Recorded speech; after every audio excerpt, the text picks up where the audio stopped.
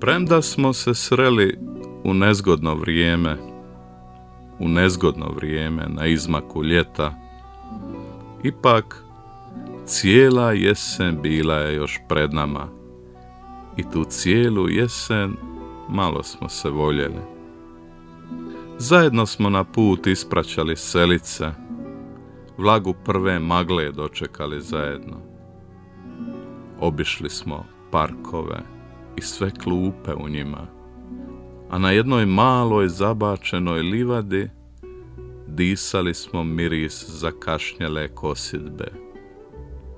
I svake smo večeri mogli primijetiti kako su krošnje sve više prozirne, kako nas mjesec sve lakše uhodi, jer list je za listom polagano padao, jedan po jedan s otežalih grana, jedan po jedan iz naše ljubavi.